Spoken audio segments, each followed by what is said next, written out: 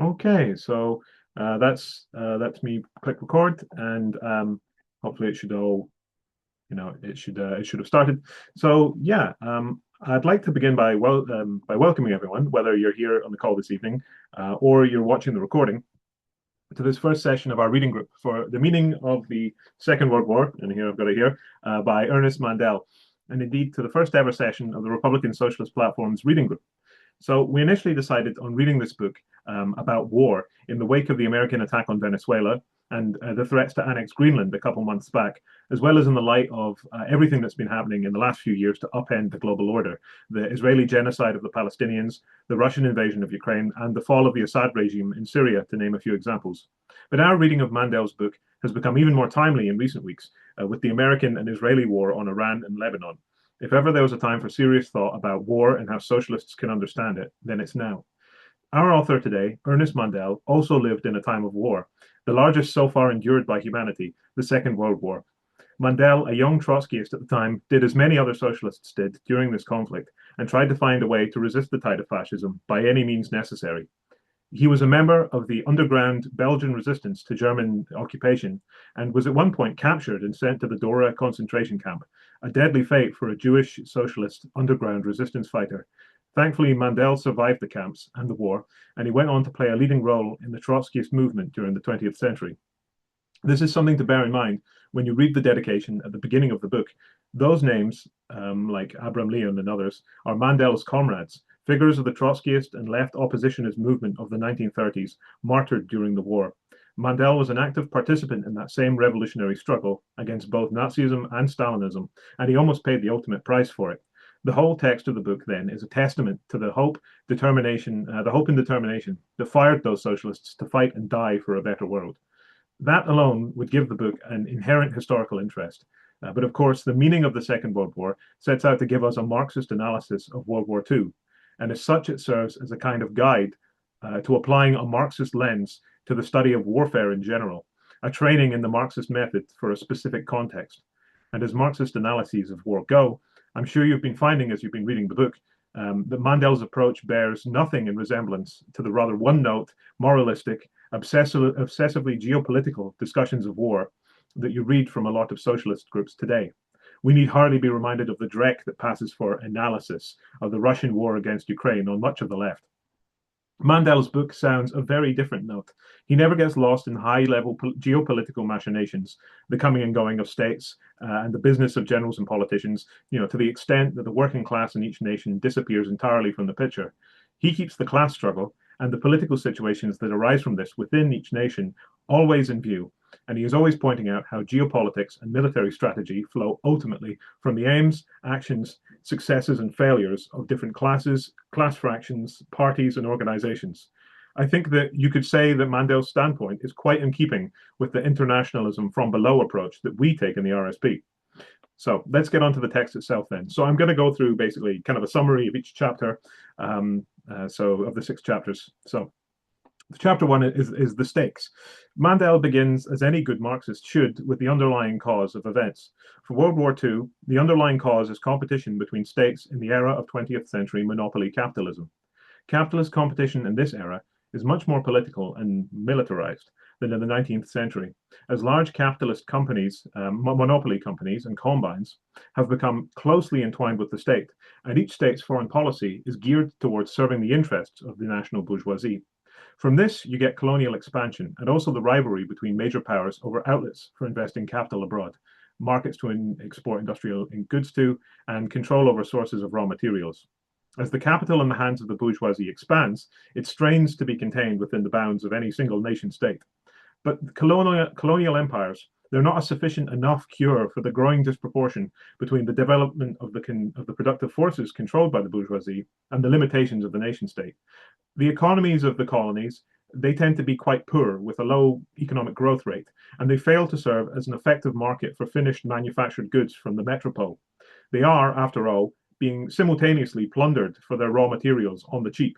That's hardly good conditions for economic development. But the markets in other industrial countries, they end up being closed off due to imports closed off to imports due to tariff rivalries, with each industrial nation vying to try and protect its industries from its own rivals' manufactured goods. So this just accelerates the drive of all these industrial nations to get more captive markets that won't fight back with tariffs. So colonies, satellites, and puppet states. And then, as the era of monopoly capitalism dawns at the beginning of the 20th century, there's also the arrival on the scene of later sort of industrializing powers who also want a piece of the imperial pie in terms of colonies and spheres of influence abroad. So these are like Germany, the United States of America, and the Japanese Empire. There's an appetite among these newcomers to sort of dispute the current division of the world and then redivide it to their own imperial advantage. World War I was a result of those trends. But that war did not solve the contradictions between imperialist powers. Indeed, the Versailles Settlement exacerbated them. Additionally, the threat of socialist revolution to the capitalist powers became a prominent consideration following the October Revolution in Russia. The great powers at the end of World War I wanted to weaken Germany, but not enough that a socialist revolution could become possible in this weakened state. So Germany's industrial power was kept intact, meaning a German industrial and military comeback was inevitable.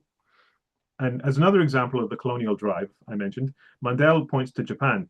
So the Japanese Empire was among the victors of World War I, and following that war, it stepped up its imperial policy in China. The impact of the Great Depression led Japan to attempt to secure a political hegemony over China, as this represented control over a substantial portion of the world market, not to mention huge supplies of raw materials for Japanese factories. But this policy led to rivalry with the USA, as China was an important market for them too. World hegemony requires a combination of military and economic supremacy, and this is what all the great powers of World War II were aiming at, even if they had alliances with other empires.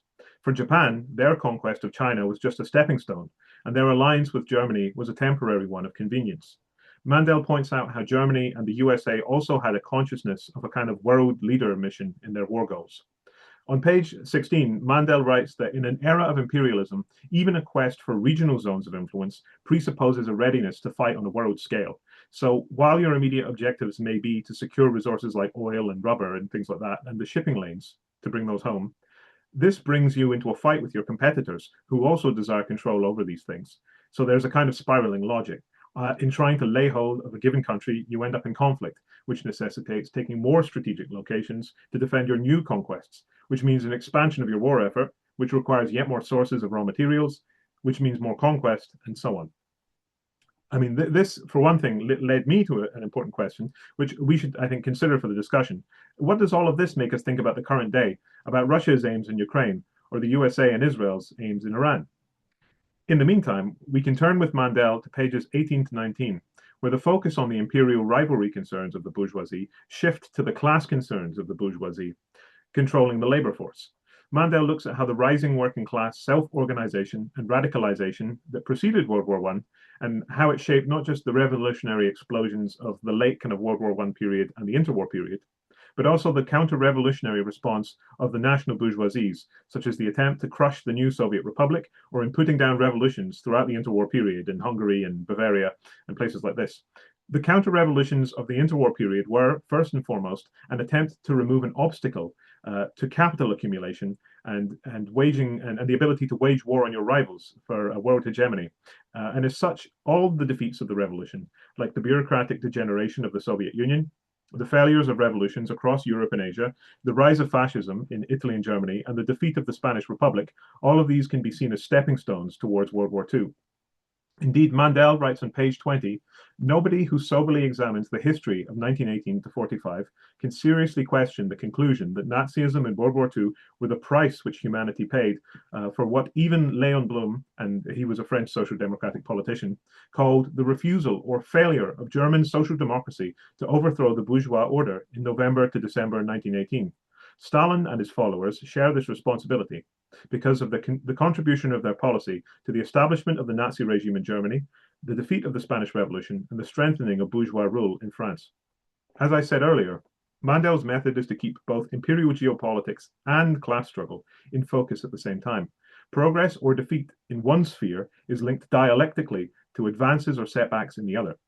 Mandel talks on page 21 of a close relationship between imperialist wars and wars of national liberation and revolution. Just think of the effect the Russian Revolution and Bolshevik support for self-determination had the effect that the Russian Revolution and Bolshevik support for self-determination against the imperial powers had on national liberation struggles in Asia. Or for a more recent example, look at how the Russian invasion of Ukraine and the Israeli war against Hezbollah in Lebanon had knock-on effects on the course of the Syrian civil war and the downfall of the dictator Bashar al-Assad due to the weakening of Russia and Hezbollah's military power in Syria. So moving on to chapter 2, and I'm just going to take a wee drink. Sorry that there's so much of this. There's a lot to get through, so please hold tight. So I'm moving on to chapter 2, the immediate causes. In this chapter, Mandel moves from underlying causes of the war to the matter of who was immediately responsible for it. And it was, of course, Nazi Germany. And particularly the section of the German bourgeoisie tied to arms production, the backers of Hitler, who deliberately began the war. Hitler's cherished goal, as we all know, was carving an empire out of the Soviet Union. After taking power, Hitler began rearming Germany, aiming to revitalize the Germans' arms industry and prepare for an imperialist war at a point in the next decade, particularly against the Soviet Union. But of course, a war against the Soviet Union didn't necessarily need to entail a world war. It would have been much more advantageous for Hitler if he could have turned Poland and Czechoslovakia into Hungary-style allies. However, this required a change of leadership in those countries, and the consent or resignation of the British and French government to those changes, as Poland and Czechoslovakia were important to their foreign policy in Europe. So Hitler's own foreign policy from 1935 to 39 was geared towards just this. It was a pragmatic combination of threats, enticements, blackmail, and military pressure. There was the remilitarization of the Rhineland, the Anschluss with Austria, and the annexation of the Sudetenland from Czechoslovakia. But with the military occupation of Prague by Germany in early 1939, British imperialism became determined to resist further German expansion in Eastern Europe. Due to the rearmament of Germany, Hitler had a head start. He had an early technical military advantage over his rivals by a few years worth of material. But he could only press this advantage by moving quickly. So he attacked Poland, even though he knew that this time war with Britain and France would be the result. As always, going back centuries, British imperialism has been committed to letting no single power dominate the European continent. And so, in this case, it was not ready to accept a German offer of the status quo after the conquest of Poland. There was then a second attempt by Germany to avoid full war after the defeat of France in 1940. But Britain saw that continuing to fight Germany was obviously in its own imperial interests, and that letting Germany dominate all of Europe was national suicide. So unable to get Britain out of the war, Hitler opted for an invasion of the Soviet Union before Britain could be subdued. So we should consider here how the fundamental makeup of German industrialization in this period was premised on rearmament. And so this means there was an inherent push towards arms buildup and warlike policy in the Nazi regime. Mandel discusses the Nazi choice of rapid war and the blitzkrieg tactics as a kind of way out of an economic crisis, the inflation and stalling of exports that faced Germany in the late 1930s. So the response was, the way out was essentially plunder the neighbors and extend the physical scale of production. But of course, German imperialism was not intrinsically different from other imperialisms. All empires aim at the conquest of land and materials. But as Mandel points out on page 28, and I quite like this quote from him, to recognize the fact that you live in a gangster's world does not imply the conclusion that a specific crime is not committed by a particular gangster at a given moment. It was Germany's crime to invade Poland, and they began World War II, in Europe at least. The war began earlier for China, and that was Japan's crime. These facts cannot be minimized or hand-waved by the truth that the British Empire was also a brutal entity, or by the horrors of Stalin's gulags.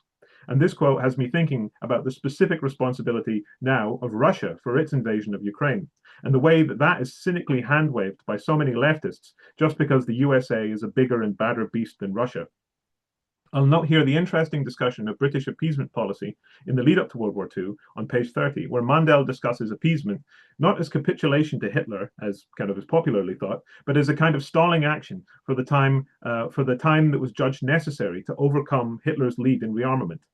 An illusory and foolhardy attempt to outmaneuver Hitler is how Mandel puts it.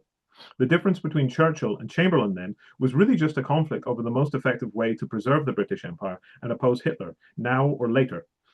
As for Japan, its ambition to conquer China led it inevitably into a conflict with the USA, and the USA knew this and prepared for it, aiming to stymie Japan through informal embargoes of raw materials and support for Chiang Kai-shek's nationalist Chinese forces in the 1930s. Japanese imperial ambition in Asia stemmed from its raw material needs. Japan was harshly reliant on on oil, coke, bauxite, nickel, many different resources from foreign trade. But it could conquer supplies of these without having to trade for them in the East Indies, Indochina, and in China. And this determined its strategy in the years to come. But the USA was always going to be intransigent about this. So, German and Japanese expansion. These were the immediate causes of World War II. But also important is American imperialism's determination to involve itself in the redrafting of the world order. US imperialism needed an outlet for America's vast reserves of unemployed capital and productive power.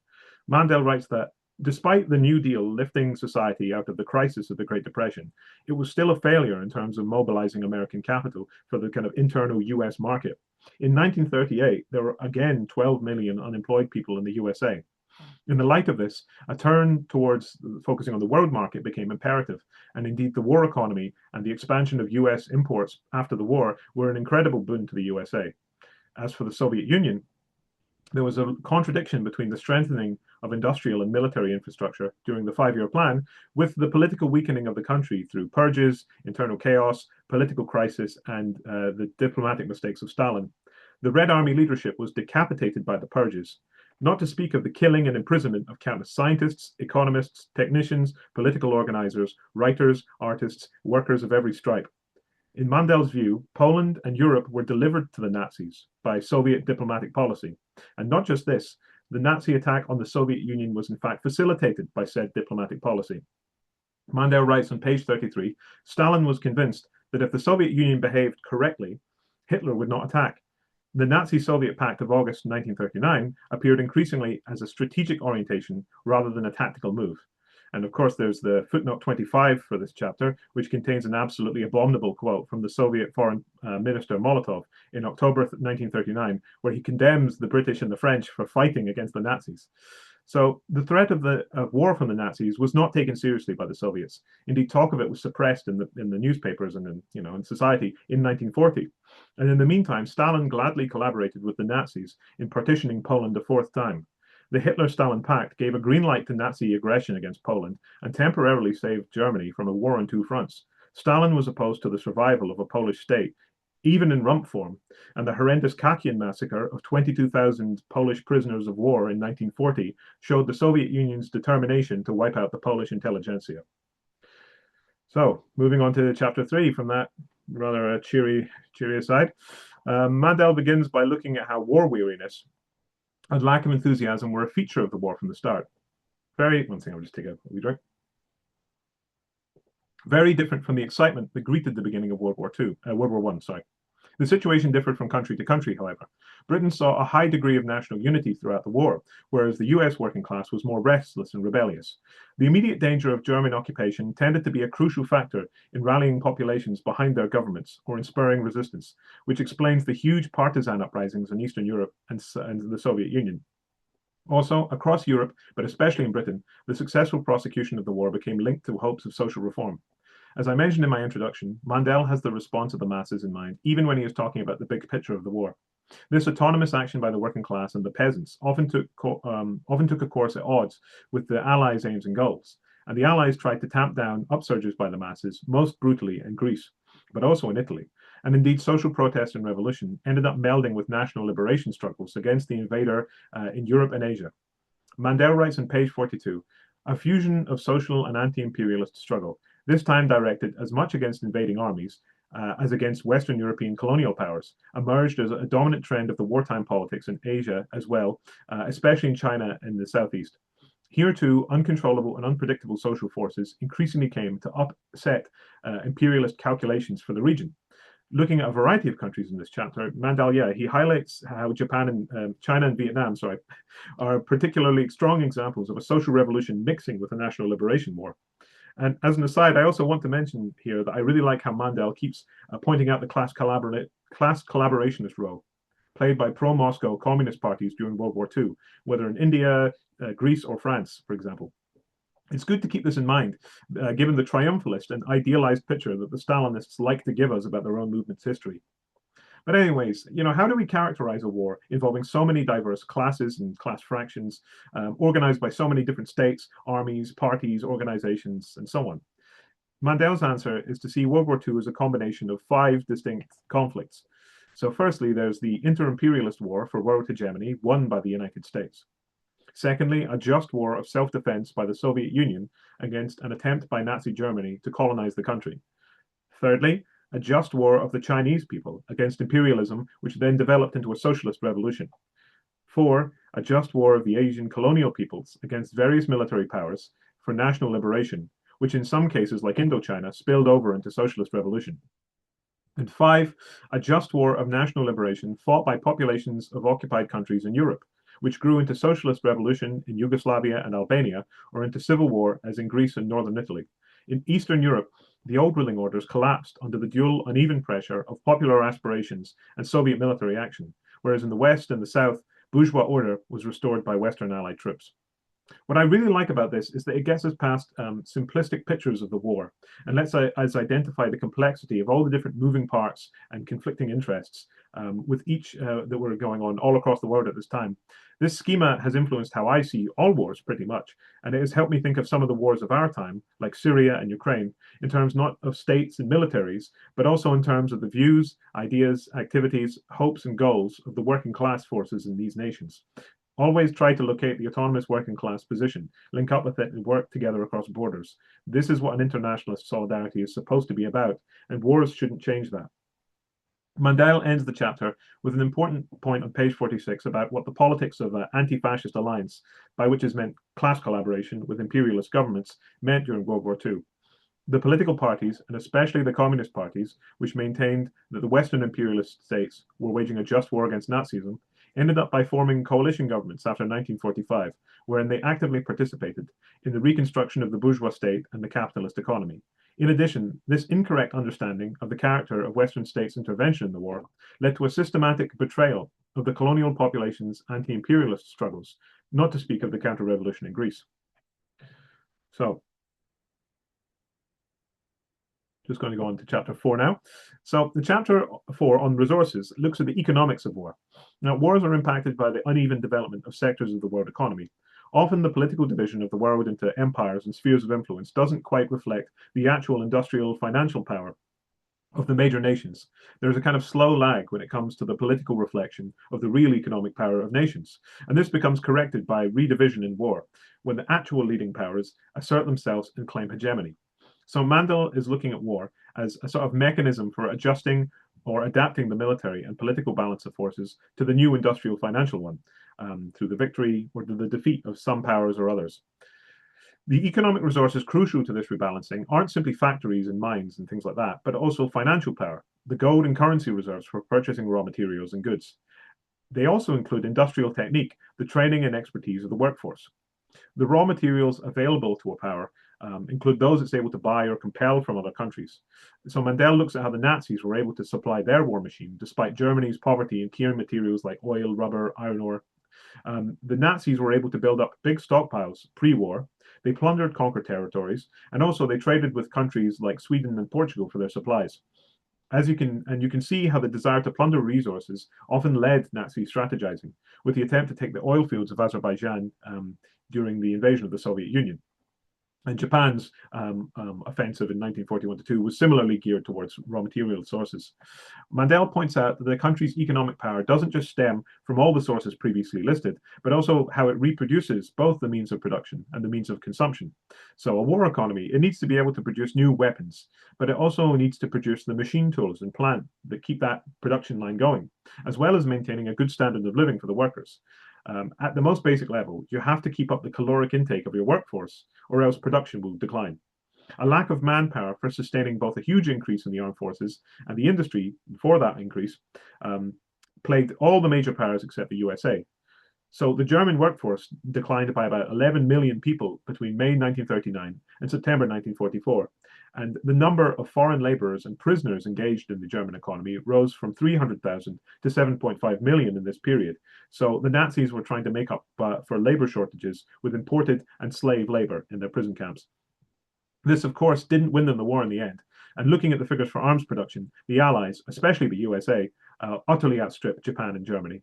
Mandel goes on to discuss the shambolic state of the German and Japanese economies by mid-1944, as the defeats were piling up and sources of slave labor and raw materials were drying up. And I'll just say here, if you want a brutal and really tragic but very good depiction of Japanese civilian life at this time, I'd recommend you watch the animated movie Grave of the Fireflies. Though it's not a light viewing, I will say that, but it's a good depiction of this kind of state of affairs in Japan at that time.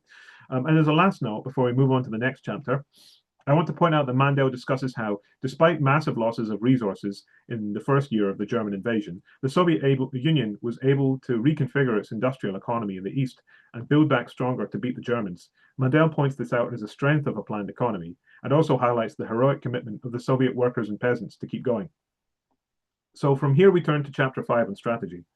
So war is the achievement of political goals through military means, and the success of that war effort is shown by whether those political goals have been achieved. Strategy, then, is determining a political objective, working out the military objectives that need to be one to make this possible, looking at the requirements this creates in terms of resource use, and then from this you chart war priorities, and it is hoped, a rational course of action, though. We'll see all about rationality when it comes to strategy soon. But Mandel points out that political objectives, and therefore the strategy of a given nation, are constrained by the class nature of the state and the class interests which shape its military and geopolitical considerations. Governments also need to size up the enemy's material capabilities and decide how to proceed. Underestimation of this leads to serious mistakes. What kind of war was World War II? It was a mobile war, in comparison and contrast to World War I's predominantly defensive character. The development of tanks and air power were key to this in the Blitzkrieg strategy, wherein an army breaks through weak spots in defensive lines to outmaneuver and encircle the enemy. The research and development of the new technologies and strategies led to a greater unity of industry with the military. And here we see the growth of the military-industrial complex. So, after making these general points, Mandel looks at some of the strategies of the major powers. I think maybe for time I might miss out a couple just because I want to keep things a bit more brisk and we are kind of running on. But essentially looking at some of the different strategies that Mandel highlights, the German strategy was to win the war quickly and so avoid its 2-year lead in armaments becoming lost as Britain, Soviet Union, and the USA had much larger wells of resources to draw on. A protracted war would be to Germany's disadvantage, and so they had to knock Russia out of the war quickly. Following a Soviet victory at Stalingrad, German strategy became defensive, stalling for time and hoping for a settlement with the Western Allies. Japan similarly had to opt for a defensive strategy much earlier, but it ended up overextending itself in the Pacific. The Brits were on the defensive initially to defend their trade routes, but as the war began to turn in their favor, they were able to move on to the offensive. And indeed, they wished to end the war more quickly to avoid the Soviet Union taking over more of Central and Eastern Europe than they did. American imperialism, in contrast to these other powers, could take the war confidently and slowly due to their industrial and manpower superiority. So the longer the war went on, the more it was to the USA's advantage, as all their rivals would be economically weakened. Mandel writes on page 69 that a long war was indeed the shortest route to the American century. So as for the Soviet bureaucracy, it entered the war totally unprepared. The Finnish campaign was a disaster and provoked a reorganization of the Soviet armed forces. The armed forces at the beginning of the war were, as we were talking about the purges earlier, in an awful state. Mandel points out in footnote 13 how Mikhail Tukhachevsky, a general who was murdered in the purges, had actually worked out a modern theory of mechanized offensive warfare that had been incorporated into the 1936 Soviet field regulations. But this was all dismissed as a result of Tukhachevsky's purging. Just think of how useful that would have been for the Soviets in the years to come. Incidentally, Tukhachevsky also fully understood, unlike Stalin, that a war with Nazi Germany was an impending danger to the Soviet Union, and he was planning accordingly. In the circumstances, then, the German invasion was a total surprise, and the Soviets didn't regain initiative till autumn in 1942. It's especially bizarre to consider the fact, brought up earlier in Chapter 4, that the Soviets were still trading huge volumes of raw material to the Nazis during the time of the Hitler-Stalin Pact, materials which then fueled the German invasion. Thankfully, of course, the industrial potential and productive reserves provided by a planned economy helped the Soviet Union weather the storm and strike back. And of course, this allowed the Soviets to then go on the offensive, and at this point, the Soviet bureaucracy began to bring its plans for a post-war settlement into its military strategy. the Soviets wanted to maintain the kind of anti-fascist alliance with Britain and the USA, but at the same time sought spheres of influence in Europe, to which the Soviet Union was ready to subordinate revolutionary upheavals in Europe. But the emergence of the USA as a dominant imperial power got in the way of this. And as a result, the Soviets' gains kind of crystallized in this buffer of defense of satellite states, which came to be known as the Iron Curtain. And this disputes over this led into the Cold War directly. Um, so yeah, let's see. There's some interesting remarks about how, with China, for example, military strategy is quite overdetermined by the political interest, and how you can kind of see this quite clearly in the Chinese case. Because the nationalist Chinese government, led by Chiang Kai-shek, were much more interested in defending capitalism and preparing for war against the communists than in fighting off the nationalists, than in fighting off the Japanese invasion at all. To the point that they were getting American imports of planes and material to fight the Japanese, and then just using them in the communists, much to the fury of the American military advisors who were over there. This shows that class prejudice and sort of the self-perception, errors of judgment, errors of information, they can all be very impactful in shaping strategy. Despite the assumptions strategists make that they are acting rationally, military strategy is not necessarily a rational thing based on a cold summing up of military facts of an aggressor and a defender's resources. Errors could arise from info that contradicted military and political prejudices, and then just go unnoticed or unnoted. To this effect, Mandel points out various political errors that influenced the outcome of World War II, including Stalin's illusion that the USSR could avoid a war with Germany, and the general underestimation by everyone that the USA's war potential, of the USA's potential for war, but also its national bourgeoisie's determination to go for an unconditional surrender of the Axis powers. And of course, all the revolutionary upheavals that resulted from the war were unexpected and underestimated by the major powers. The revolution in China and Yugoslavia, and of course, the rise of revolutionary and anti-colonial struggles in what became known as the Third World. But strategic errors weren't only on the part of the states. There was also a lack of clarity on the social aims of the Western bourgeoisie among the labor movements of Europe. They did not fully understand that their own governments were not really fighting to defeat fascism, but simply to break the power of their rivals, the German and Japanese national bourgeoisies. This led to class collaborationism, as we've already discussed, by communist and social democratic parties and unions, and the strangling of revolutionary possibilities across many countries of Europe and Asia. Yes. So moving on to chapter 6, the final chapter, it's a shorter one in comparison to the others. So it's mostly just an illustration of what greater or lesser industrial capacity means for a nation's weapons production, both in terms of volume of armaments, but also in the types of weaponry produced. World War II was, more than any other war before, a war of mass-produced mechanized weaponry. Airplanes, tanks, ships, artillery, so on and so forth, all were churned out in massive quantities by the assembly line. The industrial muscle of the belligerents, clearly, was key to their performance on this front, and the figures Mandel quotes show that Germany and Japan ended up being simply overwhelmed by the USA, never mind the other allies combined. With that being the case, the Germans and the Japanese tried to opt for technological innovation as the war continued, aiming, if they couldn't win the numbers game, to produce more sophisticated tanks, planes, etc., and gain an edge on the battlefield that way. Of course, this can be quite problematic if your industrial base is already collapsing from physical destruction and depletion of resources. If you can't produce the specialized parts for your new designs, or if you're running out of skilled workers capable of properly assembling and maintaining these sophisticated weapons, then you're just going to end up wasting time, money, labor, and raw materials when you really can't afford it. As the Soviet Union showed Germany, being able to produce a huge number of replaceable, easily repairable, good enough tanks is always going to be much more meaningful than producing a small number of apparently high quality tanks. One final thing to note about this chapter is that Mandel points out how World War II also spurred the third technological revolution. He highlights a few key technological innovations that arose out of the war, such as the calculating machine, which gave rise to computers, nuclear energy and weaponry, and automation, and also advances in communications via radio. So that's me. Sorry for Jesus, that went on for about 36 minutes, maybe, or 35. Go on, I'm really sorry, but there was a lot to go through. So yeah, I think I'm going to take a long trek.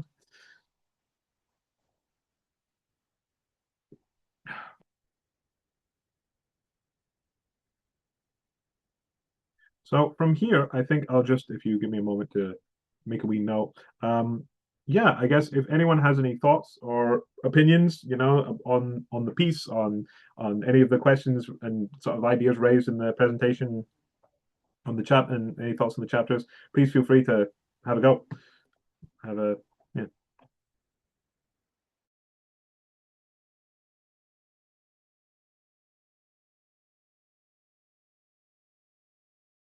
I think, are you talking, George? Because like I think you've not unmuted yourself.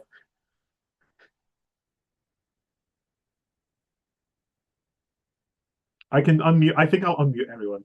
This might be simpler. Wait, can I not unmute? Wait, I can only mute all. I think I'm mute now, Emma. Yeah, Am you're I? unmuted. Yes, yes, I can hear you. Yeah, I can see my. I'll put your face on. My face is somewhat distracting. Sorry, I'm kind of trying this mobile phone out for the first time. So just to try a new technology. I mean, sorry, I've read all the six chapters, and um, it's a bit like when I kind of watch kind of football and stuff like that. I kind of feel I'm not great in terms of detail, and I had kind of quite a lot of problems with initially reading the book because historically, the last time I really looked at the Second World War was, I think I said this in the WhatsApp chat, was nigh on 48 years ago when I was doing my history higher at St Ambrose and Coat Bridge. So I know there's been a lot of thinking on, and I'm not. I mean, obviously I've read stuff. You pick stuff up and stuff like that, but it's a huge area to make sense of, and there was times where I thought my brain was akin to a fish tank, where I was looking at all the nice, wonderful phrases and tables, but I was kind of fearful that I would have anything coherent, to say. And I think the second kind of thing I was, 'cause these are just kind of point was that I kind of came from a, if you like, for a very short time, I came from a Trotskyite background for a year and a bit. You know this story anyway, Emma, and certainly you'll know it, Alan, as well, in the sense that, uh, like I was in the Young Socialist stroke militant, just about a year later after doing my history higher. So I'm kind of familiar with kind of Ted Grant stuff, but it was just, thinking back on it now, I mean, I'd read some of Ted Grant's pamphlets on the Spanish Civil War and stuff like that, but it was just really intellectually unsatisfying. So, you know, um, so the Mandel, whatever he said, I mean, I couldn't kind of take issue with everything because by the moment he'd raised a point, I was on to something else. But my kind of initial considerations is that Mandel's got maybe a bit more intellectual heft than Grant or some of the SWP folk that I was kind of saying, um, but I didn't. I also said to me I had to start reading about the Second World War, you know. But the kind of key thing for me was this notion of my head being a fish tank and not wholly making sense of things. And then me reading about the Second World War and at the same time kind of having if you like, drowning in detail, where you think you know about the Second World War, but it's really just a lot of, you know, uh, kind of incoherent kind of stories and stuff like that. So you've not really got a kind of paradigm way of kind of approaching it. So the kind of thing that I kind of was most impressed with is, and this relates to where we are just now, is what do when states go to war, what are the explicit reasons that they give for going to war?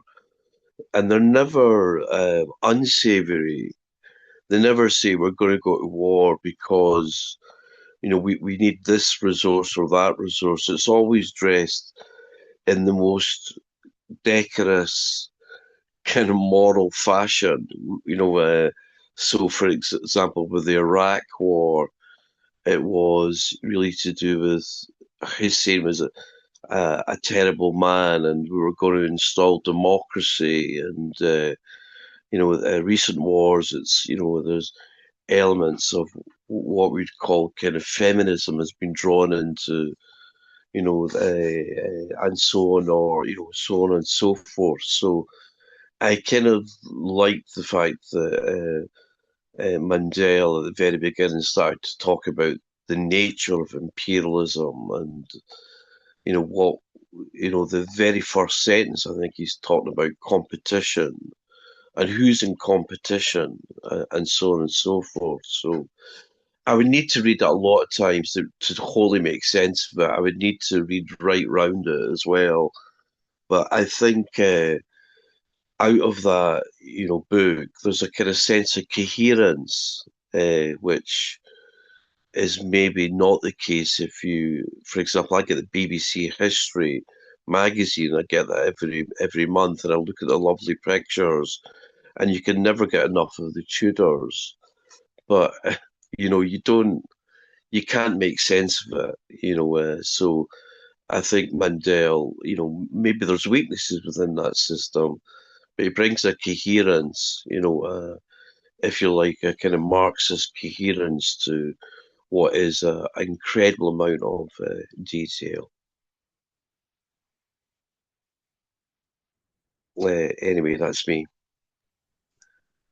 So, Yeah, but thanks, Emma. That was. You were less than a fish tank. You seem to have read it and kept notes and made whole sense of it. So we're not worthy, sister. We're not worthy. oh, I think we're all, don't worry, we're fine. Like we're all worthy of each other. I will say I have my computer is, well, my laptop is a bit shit, and it's making these like horrible noises with like the fan.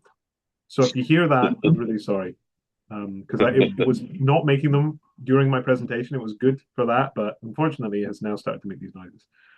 So yeah, I think just before we'll see what you have to say, Alan. I'll just say quickly. I think it's interesting to note on that. What you're saying about the moral reasons given for war. I think it's interesting with this recent Iran war that Trump was talking about. We'll bring in the Shah, which there wasn't even democracy. But we'll let the Iranian people rise up and they'll choose their own leader, etc., etc. He was going on like that for about 5 minutes, and now it's all just the Strait of Hormuz, oil, oil, oil, Karg Island, and then other figures in the American government like Pete Hegseth are making basically bloodthirsty remarks about like killing everyone. Um, yeah, I think they've gotten a bit unhinged, and they're not even dressing up with this kind of Blair-ear fig leaf. Um, and I mean, I'm biased, but I would agree with you on Mandel versus other kind of Trotskyist ideologues. I always think the Fourth International tradition is so much more stylish. Like there's something about them. They always strike me as a lot more. Maybe they have a kind of continental coolness, which stodgy Brits can match. Though I suppose Tony Cliff was Palestinian. Um, but in any case, I actually have some time for the International Socialists. Some of their writing, Pete, no, Chris Harman.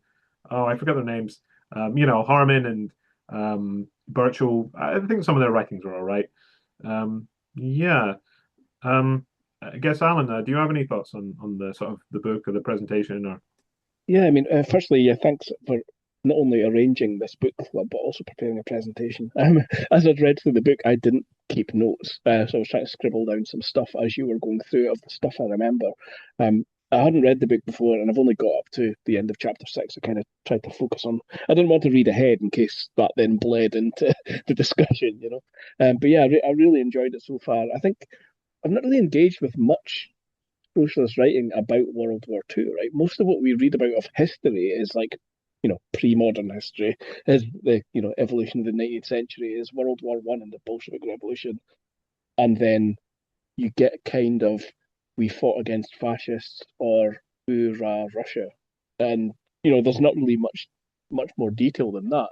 And, that's leaving aside the actual mainstream education you get about World War Two, which is, how Europe got together to drive fascists from Europe. But, don't mention Spain or Greece. Forget about that. That's fine. But yeah, just scanning down the notes I took as you were taking stuff. Yeah, about the overview and the immediate causes and stuff, going into a lot more detail than before. The social factors, the way it was framed as the 5 wars going on, particularly like when I read about or hear about World War Two, loads of it's really Eurocentric, right? You kind of think of, there was the Europe, and then there was the extra bit at the end with Japan and Hiroshima and stuff. That was kind of the end bit, but not thinking about China, uh, Indochina, the Japanese fleet taking over, the island hopping and stuff. So it was really good getting the context of all that as well, because you kind of you focus on where the land war was of most of the knowledge you've adapted, right? But the stuff about the resources and the strategy and the weapons buildup was really interesting. Like, the huge deficit in German population, the fact that even with less plant, Russia was able to produce more weapons, and the charts of the weapons. I was fascinated by that reading through it. I hadn't really thought about the stealing factory material and moving it back, and how you cope with all that. And I think taking that to what we've been experiencing recently, the thing that struck in my head was what you were reading about, what's going on in Iran, right?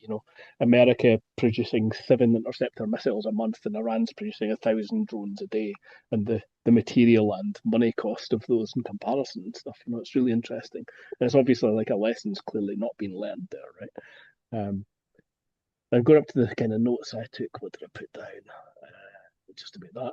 Yeah, the supply lines of Japan island hopping, and how America just let them do it because they knew they could kind of isolate them to win in that area. It was really fascinating.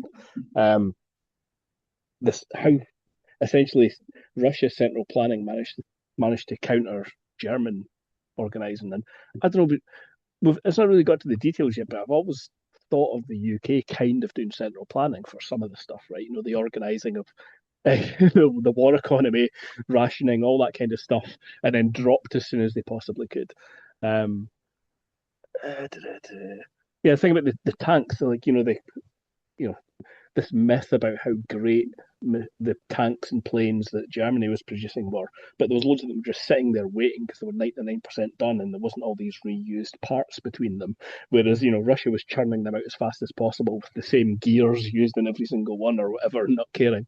Um, uh, One random thing that stood out just because I'd read something about it the week before was all these references to Wolfram, which I'd read the week before of what that is and how it was tungsten, but they renamed it.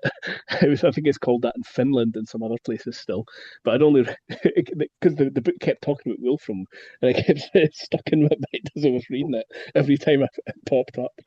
Found that interesting.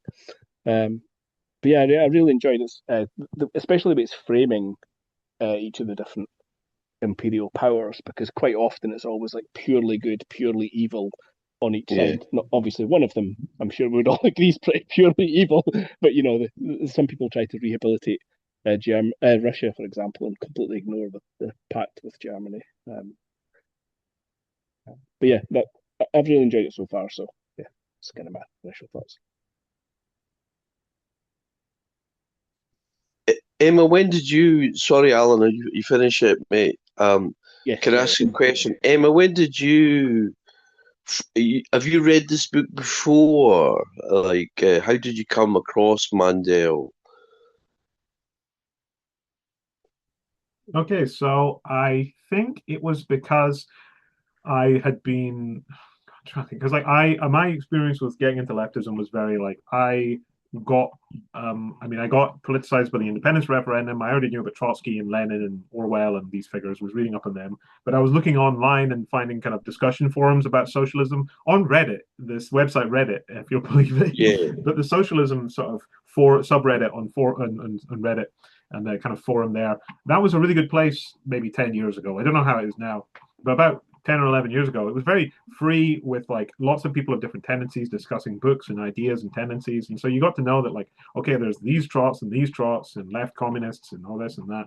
And I think probably just from finding out about this whole milieu of socialist ideas and different tendencies, I'm also very kind of I would call it perhaps a special interest, but I'm very interested in like different publishers of books and specific kind of looking into the different publishers and things. And I mean, Penguin especially, I have an obsession. That whole bookshelf is just Penguin and Pelican books of the sort of small paperback style.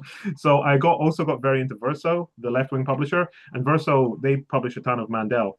So I think it was through them that I just discovered some of his works. I actually read The Economic Formation of the Thought of Karl Marx by Mandel. That's cracking. That book is amazing. Like, that was wonderful. And from there, I then discovered this book on World War II, and I thought, oh, a Marxist analysis, you know? So I checked it out. So, you know, I read this about 10, 11 years ago. First time I'm rereading it now. And I think it's given me it's given a good character to my understanding of geopolitics. Like, as I say, it's very internationalism from below in terms of its approach. And I wonder what Alan Armstrong would have thought, you know, about that book. It might be in his library down in Edinburgh. Actually, I'll have to have a look next time next time I'm helping sort it out for Mara. But yeah, I think into some of what you were saying, Alan. Yeah, like I think I really just like how the book is so very like it's going through like every kind of aspect of the war effort in a very kind of detailed way. You know, from the resources to the strategy to the weapons. I mean, the chapters to come, I think, have stuff on logistics as well, if I remember correctly, which is also probably going to be quite interesting, and on the science side of the war and things like this. And then, of course, you have the full kind of discussion of all the unfolding events of the war itself, the narrative. So I think that'll be very interesting. Yeah, and let's see. And also, just like you as well, I enjoy the skewering of like German myth making about their so sophisticated, amazing tiger tanks, which were, you know, finicky, temperamental. You know, if you didn't have a little widget, they wouldn't work. You know, whereas the Soviets were able to just like throw out T-34s at a ridiculous pace. And I think some T-34s are still being used in conflicts around the world. I think even by Russia for its invasion of Ukraine, which is rather pathetic. Yeah, but they're not raiding a museum to get some tanks. Yes, I think so. Which does go to show that a T-34 could be sitting around in a museum for 70 years and then could be thrown out into the field. But yeah. But I mean, the Soviet achievement in kind of deindustrializing and reindustrializing, moving so much plant eastwards to the Urals in a matter of weeks and months, and then getting it all online again is absolutely incredible. I mean, it's just wild how they were even able to do that. I mean, I guess it's the power of when you have a centrally planned economy. But it's such an incredible achievement. It really is. And rail infrastructure. Oh yeah, yeah. There's a very good novel that I had a reference to in my presentation, but I dropped it because I was like, okay, no, I got to maybe a bit pressed for time. Life and Fate and Stalingrad by Vasily Grossman. They're a duo of novels. Well, actually, Stalingrad comes first, then Life and Fate. They're a duo of novels that are absolutely incredible, and they capture this era of the Soviet Union, the confusion and the chaos of the invasion and all the retreats, the struggle at Stalingrad. What life was like for everyone from soldiers to civilians to scientists. It's absolutely amazing, especially Life and Fate. So I'd really recommend that if you want this like picture of like kind of an entire country in flux, under the pressure of the German invasion. It's really good. That Vasily Grossman. Oh yeah, Vasily Grossman. Yeah, he was a Ukrainian sort of Jewish author, and I mean, there's a lot of stuff in Life and Fate, especially about both the gulags and the concentration camps. Like, it's a book that it was banned immediately by the KGB. The moment it was ready for release, because it's a searing kind of like angry like shout at both Stalinism and Nazism from this author. It's amazing. It's so. I mean, Stalingrad is good too, but Life and Fate is blew me away. I've made a search for it as you were saying, so yeah, Yeah. I'll make a note to try and have a look. I also had a look as well. I couldn't see. I found three references to Ernest Mandel on the RCN blog. None talking about this book. It was talking about his role in the Fourth International. So Mhm. I do wonder if Alan Armstrong did know or was familiar with this book. So curious to see. I hadn't. I bumped into Connor in the pub the other week, and he'd mentioned how you were going through and helping sort out the library and archiving it and stuff. I did mean Mm. to ask you about it. But yeah, be curious if that was found there or if it wasn't found there. I'll So have a it does. look. Alan's library is, to my mind, the best, like the most incredible personal library I've ever seen. Yeah. I mean, The first I time I was, walked in his house, and I was like, "What is this?" Like yeah. the lobby just filled with bookcases. Yeah, Mhm. Yeah, like I mean, many books there that I've like wanted for ages, or books that I know, books that I've read and loved, things that I thought, oh, I want that one. And yeah, he just has like so many of them, and so many like books from so many different left-wing traditions. So I think probably there'll be, I get the feeling there'll be this one, and this one will be in there somewhere. yeah. Particularly one of the we've maybe not got to it yet, but when it's talking about the struggle for national liberation in Asia and stuff, I would imagine that would bleed into lots of his thought about self determination and fighting back from below and stuff like so. Yeah, it'd be quite Hmm. interesting to find that. How That's good. did you, Alan? When did you first get to Ken, Alan? What was the connection? When I joined the SSP and RCN back in 2003, Right. yeah, it was So, basically I'd known about the SSA like since it started and went to some meetings and stuff in Dundee, and it wasn't until like the Iraq War broke out that Alan Boylan was who I used to buy the voice off of and stuff. So yeah. just joined there, got involved. So, So what was your political background before that? May I ask? uh, I mean, I'd always considered myself a socialist as a like so. In 2003, I was like 22, right? So I'd been I Right. was and stuff. Right. So I, I'd always considered myself a socialist, never considered myself a Trotsky. Like when I was chatting to them about joining and stuff, I was like, "Oh yeah, I'm not really a huge fan of Trotsky. Don't like the SWP. Don't like the CWI." And they were like, "What?" Yeah. Like didn't know that I'd read all this stuff from various people.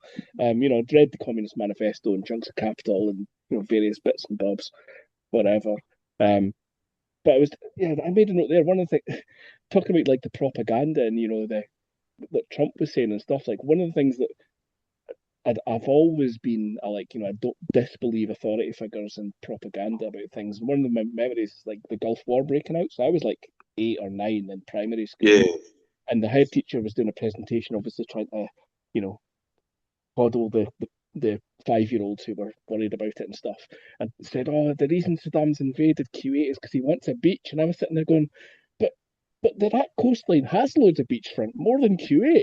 Like didn't believe this lie about why the war was starting and stuff. Yeah. And then I lived up the road from the Timex as well, so All um, right. I remember that. I was up in Timax. and like That. poll tax and like being told to not let sheriff officers in or take papers from people at the door. I think my parents had 2 suitcases under the bed filled with all the like books that came in for the poll tax that just got chucked in Yeah. there. you know? But Yeah. I was going to say, and it's maybe the point that Emma was saying. I've kind of there's a how do you view the world? Is kind of maybe stepping back. And how do you make sense of the world? Like, I know these are quite sort of simple questions, but and how do you view states? I think that's kind of on the left. We tend to get caught up in sort of there's good states and there's and there's bad states. But getting back to the Mandel kind of phrase about just the kind of gangster nature of people who sit at the apex of power. We're so we're so used to just seeing are so brought up in kind of believing that, the people at the top are adults in the room, and so there's a kind of, that whole thing about internationalism from below. How do you translate that into a kind of set of kind of questions when a war when a war erupts? How do you make sense of something which is not within your ken, or which is where there's so much information? I know you have to do a lot of reading, but also you have to kind of have maybe if you like, a kind of set of questions that you ask, which puts you in a skeptical frame. I kind of fear in many ways, with the kind of campus view, that there's a kind of real sense of, like, thy enemies is thy enemy's friend. So, I read a bit of, I don't know if Alan or Emma, you've read it. I read a bit of Gilbert, or Gilbert Achar's book, The New Cold War, which I never wholly finished, but I think he kind of is quite good in kind of making sense of things from a below kind of side. I mean, so I was going to say, sorry, this is a bit garbled, but with Emma, you touched upon that, about there's a lot of today resonance. There's a lot of resonance in what's happening now in the Mandel book. I just wonder if you could touch upon that. Yeah, I mean, there's a lot to kind of to chew on there. I think what I would say is that it's kind of strange to me. I think some of the left who resort to this kind of good state, bad state view, they become very. I just don't think it's a very good way of looking at things. Obviously, I think that when you're trying to think about how the working class of a given country is supposed to act, and choose a course of action, and do what it needs to do to survive, perhaps in the very difficult situation of facing military invasion and occupation, then some of these kind of questions begin to crumble, because they're so abstract. I mean, yes, you might have this kind of idea of like, oh, well, American imperialism and Russian imperialism are one thing, but if you're a Ukrainian working class person, you need to first and foremost kind of save yourself from being murdered, Yeah, which is the reality. yeah, Um, but also at the same time, you're not going to be a naive. Well, I mean, some people, I mean, anyone in a country can, plenty of people in a country are naive about their own governments. But if you're, a working class activist in Ukraine, someone who's, involved in these trade union struggles, then you're not going to be naive about your own government. But you also kind of need to find some way of like, well, maybe you will have to serve in the military, and it might just be what you have to do at that in that time in that place. And I think sometimes some of those sections of the left, some in the Trotskyist movement, or anarchists as well, I sometimes think they take this very like almost like original sin kind of view that like if you've even been near the military, if you've been in the military, whether or not you're a conscript or a volunteer who kind of learned Marxist theory later, you're like irreparably touched by sin, this imperialist horror that you've been in the military. But I think that kind of viewpoint is useless, really. Like I certainly, obviously, I'm skeptical of someone who says they've been a soldier, right? But I'm not going to shove them away and be like, you can never be a leftist, or indeed, you know, I mean, maybe it's very different in the UK, certainly, but I think in the case of Ukraine, I think it's perfectly understandable why many Ukrainians would join up gladly to the army right now, which is kind of controversial in many sectors of the left. But there's a good article by Mandel as well, which I might also post in the reading group in connection with this. It's a kind of an excerpt or maybe a talk in full. I can't quite recall that he did, I think in the 80s, about the experience of the French resistance to Nazism in the sort of 40s. And the thing that you had in the French left at this point, there were different Trotskyist organizations which took wildly different stances on the resistance to the German occupation. There were some Trotskyist organizations which took a kind of ultra leftist view that any truck with the French resistance, this bourgeois French resistance. It's a bourgeois movement. It's, it might be resisting the Nazis, but it's only, in service of the French state. And so we as good working class revolutionaries should have no truck with it. But there were the more sensible French revolutionaries, whether Trotskyists or other kinds of socialists, who understood that you could take part in the French resistance, but have your own autonomous movements, make alliances of convenience where necessary with other groups from the resistance. But you had to find some way of militarily resisting the Nazis. And of course, that to me is the much more sensible position. I think to take this like washing your hands of like any involvement in a national liberation movement is very silly. So I think socialists were faced with difficult choices, especially in times of war.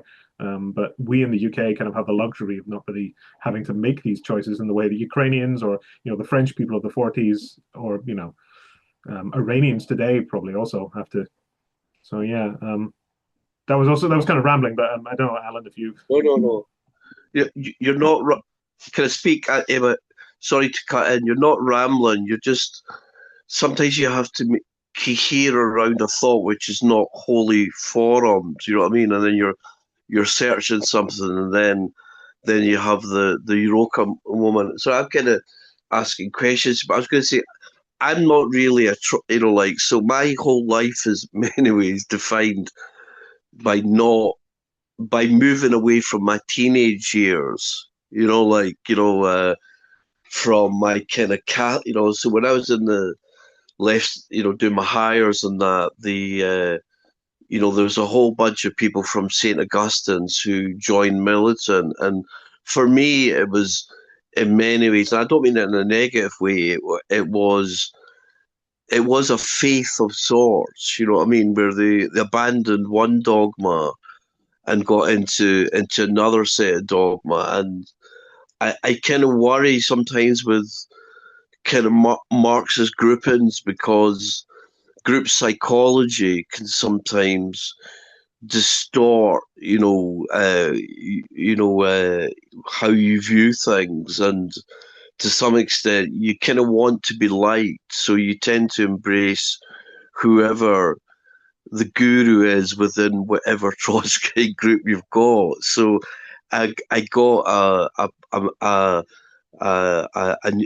Revolutionary Communist Party paper quite recently, and it was Alan Wood's. There was a Marxist Reading Group, and I was very nice to the young woman. She's really hyper smart, but then I looked. Some of it was good, some of it was rubbish. But then I had to look at what the Marxist Reading Group was. It was just basically everything that Alan Woods had written.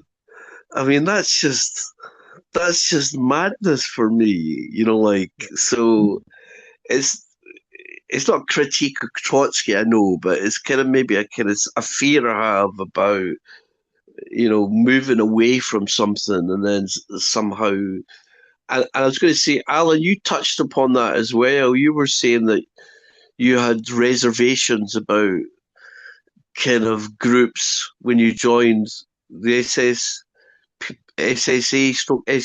was that right? You were kind of wary of the term Trotskyism. Did I pick that up right? No, I was wary of their political positions. Like, I knew a bunch of their positions on things and wasn't a particular fan. I was happy that they're all under the socialist bucket, but I wasn't like, in support of a bunch of the things they were doing and saying. Emma's popped off, and it's just typed there saying she'll be back in a second. There was some on her computer. Yeah, that's good. That's good. Was yours? Oh, sorry, Alan. Yeah, because I'd read a bunch of things already, and I used to read their websites and stuff before I joined, so I knew these debates were going on, and I knew about all the different factions in the SSP at the time, including like the ISM and stuff, and how they were debating about various issues, and independence was obviously a big thing at the time and stuff as well. They were all pretty united around the Iraq War at the time, obviously, but it was that kind of thing. The phrase at the time was like, unite on the 80% we agree with, and we'll work out the 20% later, which worked for a time. But So are you back now, Emma? You're muted. Yeah, no, I'm muted. Don't worry. Yeah, I was going to chip in. It was something that Emma, you were saying there about the anti-fascists in France. and it was reminding me about the sort of the uniting together, the sort of front against the common enemy in Ireland, and the nationalists, the socialists, and the Republicans all uniting together, and then fighting that enemy, and then afterwards fighting amongst themselves. And just after George and I were just saying there, I think lots of people have taken the kind of wrong message about that we should just ignore any difference and fight together, and we'll worry about that later. You see that when people are saying, "Oh, we should join up with George Galloway and ignore what he's saying because he's going to get a crowd and stuff." Just we'll worry about those details of the thing we disagree about later because we don't want to actually talk about the things we disagree with. Taking the wrong the wrong lesson from all that. What and then before that, I think it was George that was saying it. Think about how we, when a war's breaking out, where our information and where our knowledge and where our perspective comes from. And I was just writing down that, there's a couple of different ones, right? You firstly have like the propaganda from your state, the jingoism of, we must go to war or we must not go to war, whatever the position of the state you're in is taken. You then have like the people in the sort of target state. So like I remember when stuff was kicking off in Ukraine, like we've been reading stuff from Chris Ford about the Ukrainian workers' movements for years and stuff. So I kind of had some familiarity with the organisation of working class in Ukraine before that. I wasn't able to just take in what our state was saying, sort of thing. And then you also have like your personal connection of people from that state, right? So I don't know, with what's going on in Iran, if you'd spoke to an Iranian in the UK 6 months ago, they're probably a dissident from Iran. And, they might have been turning out on those demos where it was like, Iranian Shah and Israeli flags demanding regime change and stuff, like your personal connection with someone you might know and the kind of tension between all those. Because as much as there's the where we want to be, that's a huge influence on us, right? When we know someone who's from that area and what their position is, it can influence a lot more than other stuff. Yeah. Sorry.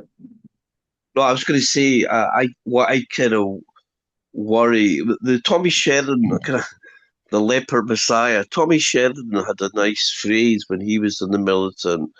If I may dare quote him, he said, like, I had a jacket for every argument.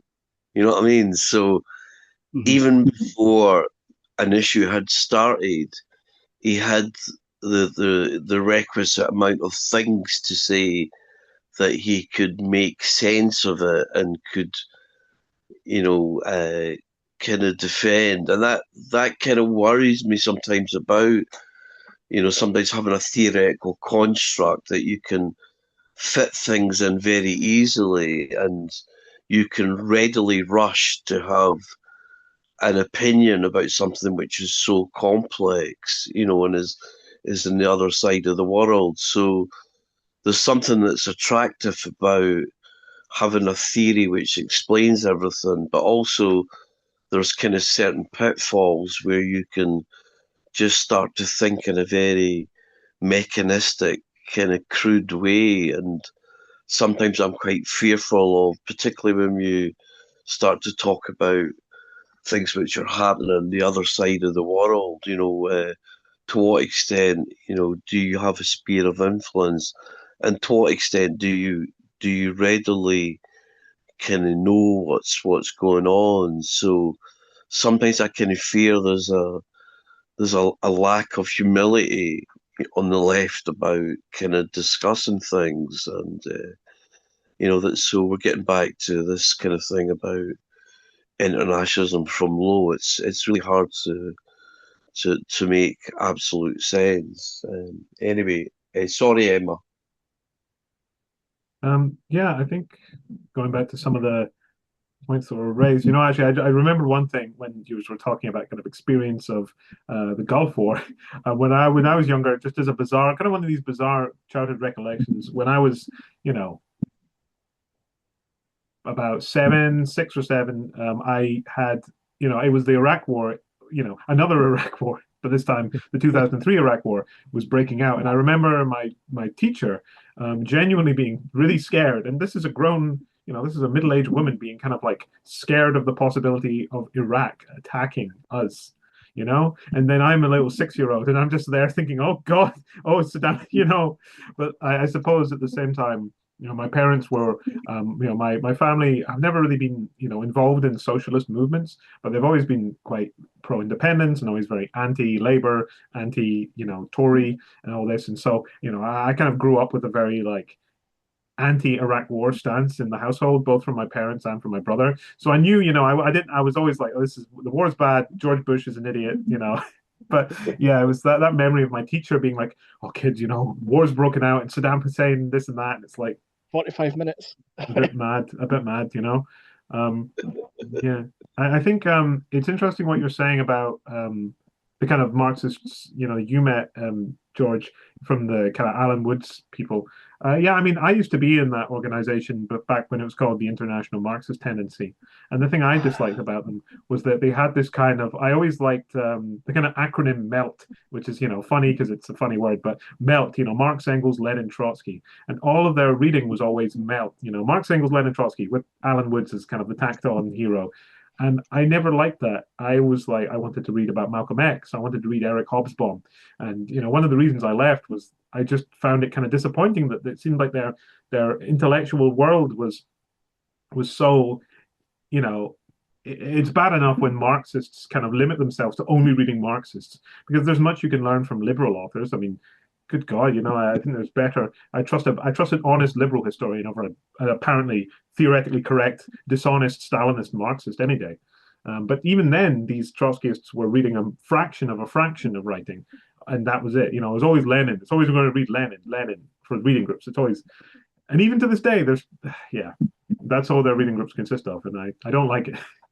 It's also like yeah. the library is 100 books and it's never going to grow, right?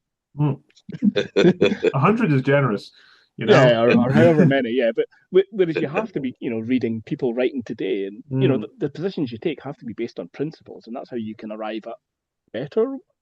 Whereas lots of people seem to take, try and form a principle based on their current position, and you have to kind of read the people who are writing about areas that areas you're interested in, areas you don't know much about, right? And I think it's what you're saying about kind of that knowledge of where your knowledge of where when a war is breaking out, and where you get your perspectives from. I mean, I think it was the most informative thing for me when the Russian invasion of Ukraine broke out was reading, Ukrainian socialists, Ukrainian anarchists. Yeah. And then also, I think I've been able to have a kind of the privilege of actually meeting Ukrainian socialists. And this is one thing, I mean, admittedly, we are talking about the limitations of Trotskyist groups.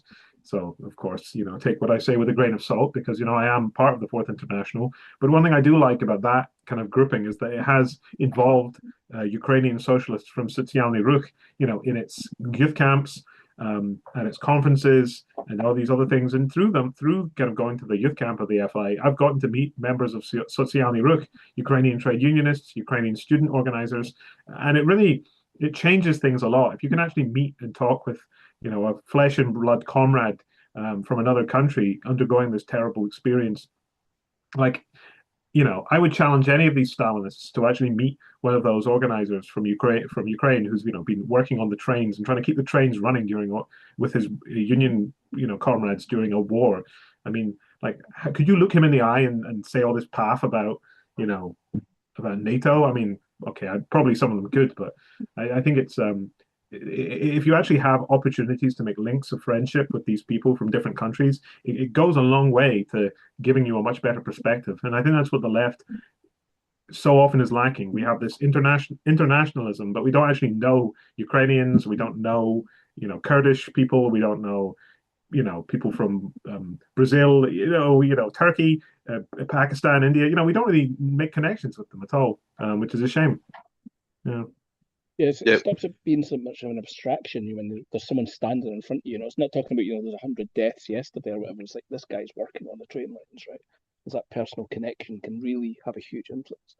I think that's one of the strengths of, like, well, I mentioned there, like the CWI. I mean, there's other organizations as well who have sections in loads of countries around the world, right? So if something breaks out in Pakistan, the CWI can contact the people they have, they've met multiple times from Pakistan, whether they, get a good perspective from it or not. At least it's it's an immediate connection they can have, instead of going, oh, who are in Pakistan? Oh, there's these 10 different organizations, right? Let's go and read them to figure out if any of them are good or any of them are terrible. And you can have to do that learning before you can then learn from them,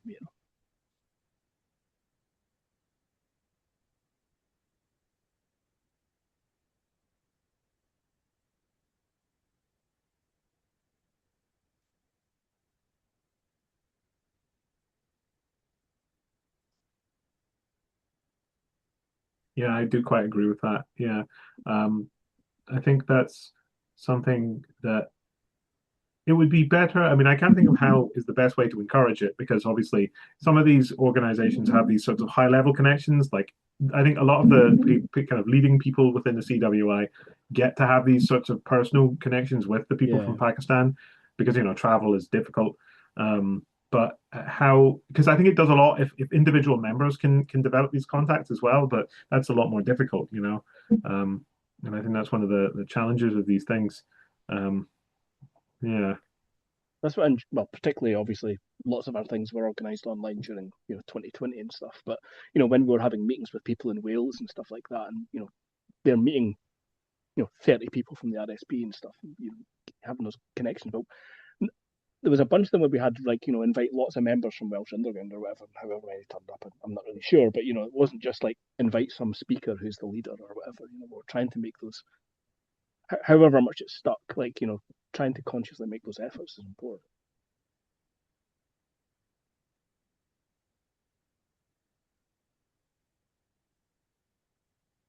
Yeah, it's something that I mean, I'm not I mean, I do think in-person meetings, I really do like them a lot more than Zoom meetings in some ways, but there was a lot there was I think there was for example, we haven't really had as many meetings with Welsh comrades and things like that. I think that is a bit of a shame that has kind of has fallen by the wayside. I think everyone in general, not just us, everyone in general has kind of been a bit less like, okay, well, we don't need to deal with Zoom anymore, thank God or whatever. But yeah, I think there's some benefits actually from that era that we've kind of lost sight of. I think.